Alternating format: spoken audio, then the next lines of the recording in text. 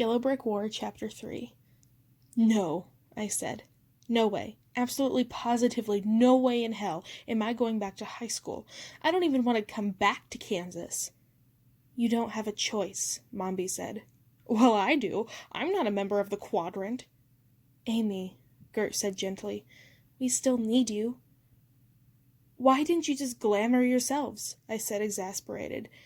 I wanted to help them. At the very least, it would distract me from the decision I had to make. But I sure didn't want to help them like this. Amy, you've already realized how difficult it is for us to use magic here, Glamora said. We're close to where the wizard opened the portal, so we still have some connection to Oz, but the further we get away from Dusty Acres, the weaker we'll probably be.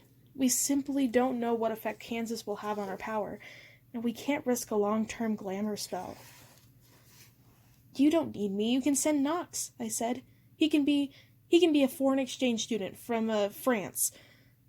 Glamora cocked her head at me quizzically. From what? It's like Quadling country, I said, but with baguettes. The witches stared at me blankly, and the stupidity of my own idea hit me. Right.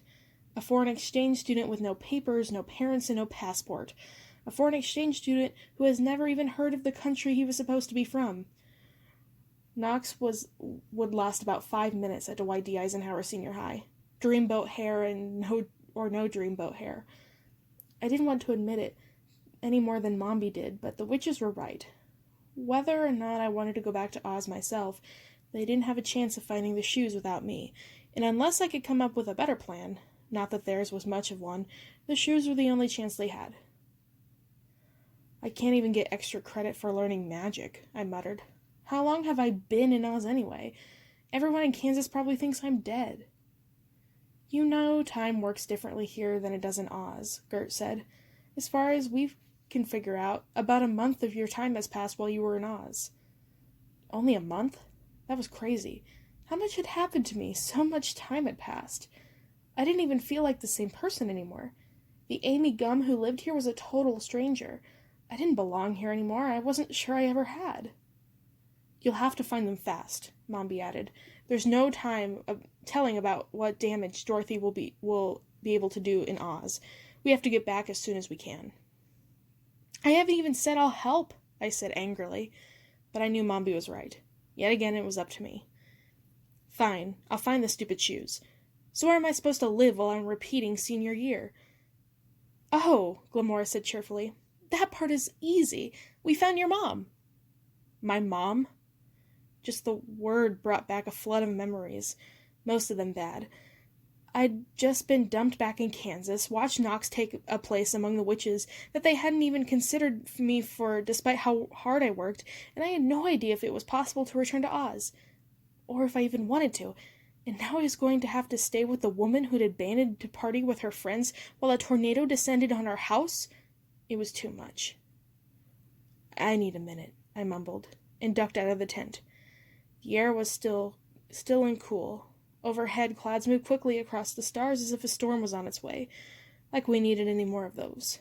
One tornado per lifetime had been way more than enough. I couldn't help but wonder, what if that afternoon in the trailer, my mom had decided that just wants to take care of me, to drive me to safety, somewhere both of us could ride out the storm together? What if she had finally done the right thing? Was what I gained from Oz, strength, power, respect, self-reliance, worth what I'd lost? Without Knox, what did I even have to go back for? Being with him was the closest I'd come to happiness in Oz, and if his duties to the witches meant we could never even have a relationship, I didn't relish the idea of returning to Oz just to be the Quadrant's servant. I wondered what would have happened if my mom had kept me safe and I'd never been airlifted into Oz at all.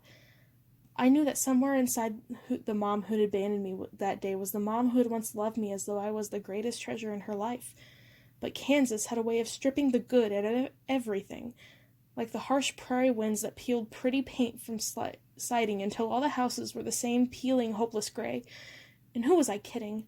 My life here in Kansas had basically been hell.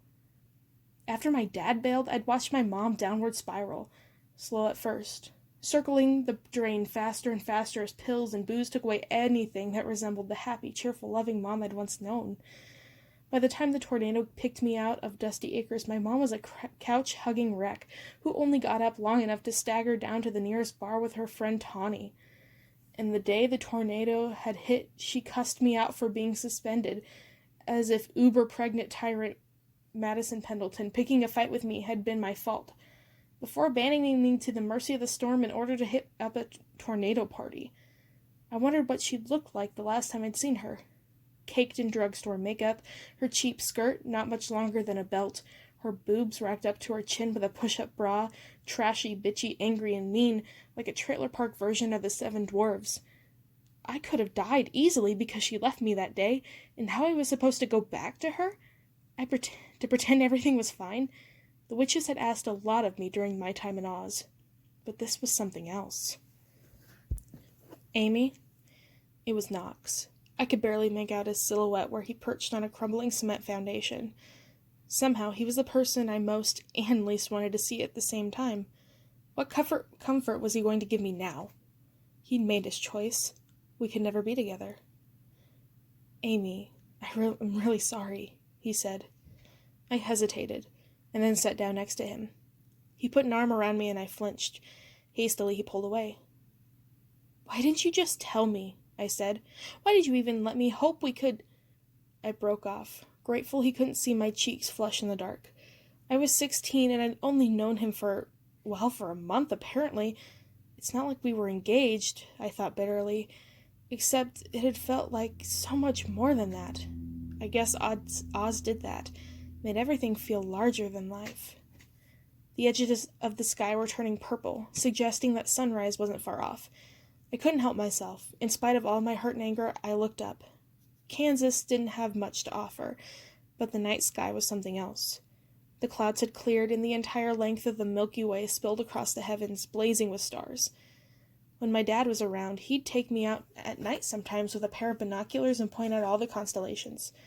I could still remember some of them. A lot better than I remembered my dad. Knox and I were sitting literally on top of where my old trailer had been before the fateful tornado had picked me up and dragged me off the only world I'd ever known. Being back here was unthinkable, but the Milky Way made me feel for the first time that maybe I had a home here too. I hadn't missed anything about my world, but seeing the constellations overhead made me reconsider. And if I couldn't be with Knox and Oz, the list of reasons to return had just gotten a bit shorter. I'm so sorry, Knox said. It's not how I wanted this. He took a deep breath and started again. Look, it's normal to have feelings for someone in the heat of battle. Emotions are intense. It's happened before. Right. How could I forget? Melindra, a half-tin girl I'd trained with when I first came to Oz. She'd wasted no time in telling me that she and Knox had been an item. When he took me to the top of Mount Gilkin to see the spiraling, beautiful landscape of Oz and told me I was special, it was the same routine he'd used on her. Now his words stung like crazy. How many girls had he shown that view? How many girls had fallen for his sad orphan shtick? Knox was straight out of central casting torture revolutionary dreamboat. Are you the girl he'll finally capture his wounded heart? Oh, great, I snapped. So I don't mean anything to you? Will you let me finish, Amy? Now he sounded exasperated. I knew you were different. That's what I'm trying to tell you. From the very beginning, I hadn't had a lot of family in my life. He added quietly. Gert, Mombi, Glamora, as bad as they can be, they were all I had, until you came along. I didn't tell you because I knew they could call me in at any minute, and I have to leave yet another thing I cared about. I guess I was dumb enough to think that ignoring the possibility would make it go away. Obviously, I was wrong. Can't I help you? Can't I become part of the circle somehow, too? Amy, I don't think you can handle Oz's magic much longer, he said. What's that supposed to mean? I asked angrily. You think I can't handle myself? Why do you do anything they tell you? A sudden thought hit me. You're jealous, I said. You're jealous of my power and the fact that I could be strong enough to take down Dorothy. You know you need me, and you don't want to admit it, because that would be telling the Order that brave, perfect Knox can't do it all on his own. Listen to yourself, Amy, he said quietly. You accused me of doing the same thing when we first met. Remember? I didn't want to think about it, but I knew exactly what he was talking about. The night when I was still training with the Wicked, when Gert had first provoked me into using magic, and I'd gotten so angry I couldn't think, Knox had whisked me away to show me the stars to calm me down. I'd yelled at him for always doing what the Order had told him about thinking, and he'd told me how Dorothy and Glinda had killed his family and destroyed his village. He opened it up for me for the first time, and I'd seen the depths of what haunted him, of what Dorothy had taken from him. Compared to Knox, I'd lost hardly anything at all. And now here we are again, under a different set of stars, having the same fight. I remember, I said, but everything was different then. Everything was simpler, I wanted to add. Do you think I'm jealous of you? Knox said. How could I be? I've seen what Oz's magic is doing to you. It's tearing you apart. I can't let that happen to you. I won't. You know you can't kill Dorothy. You're bound to her somehow, and we know Dorothy has been hopelessly corrupted by Oz's magic, and probably the wizard too. When he first came to Oz, he wasn't evil, just bumbling. Every time you try to use your power, you turn into a monster. If Oz's magic didn't twist you into something unrecognizable, it'll... He stopped short. You think it'll kill me? I think there's a strong possibility, he said. You can't use Oz's magic, Amy. Not now. Not ever again. It hasn't killed Dorothy. Anyway, I can't use magic at all here, I said, throwing my hands up in the air. So it's kind of a moot point for the time being.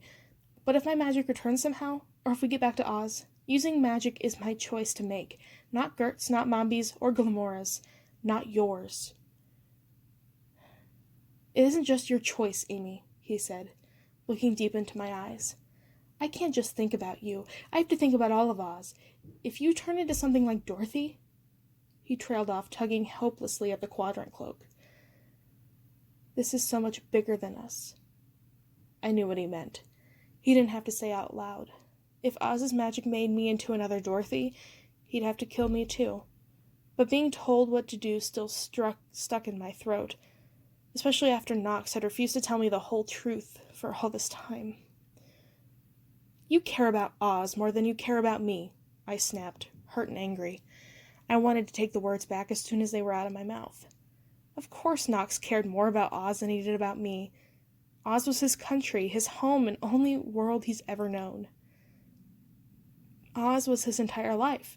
I was a bitchy, needy teenager who crashed the party at the 11th hour and learned how to be an assassin. If Oz's magic corrupted me, it would be my own fault. Dorothy had no idea what the shoes would do to her. But me, I knew all too well the dangers of using magic in Oz. You know that's not true, he said. The reproach in his voice was gentle but unmistakable. He wondered how much damage I'd done just acting like a spoiled little kid. I could feel a new distance, like someone had hung a curtain between us. I'm sorry, I said quietly. My throat hurt like I'd swallowed a pincushion, and I was sick of crying. For some crazy reason, in that moment, I thought of Dustin. Good old Dustin of Dusty Acres, my old high school enemy, Madison Pendleton's trusty sidekick. Like me, Dustin had wanted out of this dump. I wondered if he'd gotten it. I wondered if Madison had had the baby that had been threatening to pop out when the tornado hit. I wondered if going back to school meant I'd have to see both of them, again. I just wish things were different, Knox said. His voice was tight with some emotion I couldn't pinpoint. Anger, sadness. Probably he was regretting spending any time with me in the first place. This was war, like everybody kept telling me. Feelings only got in the way, and I was only getting in Knox's. I owed it to him to give him distance. He had to save the world, and he didn't need me holding him back. Yeah, well, so do I said, making my voice cold and hard as I stood up. But they aren't. So I guess I'd better get to work, since I'm the only one trying to save all your asses. Amy. This time there was no mistaking the hurt in his voice, but I turned my back on him. It took all the strength I had not to look back at him as he watched me walk away.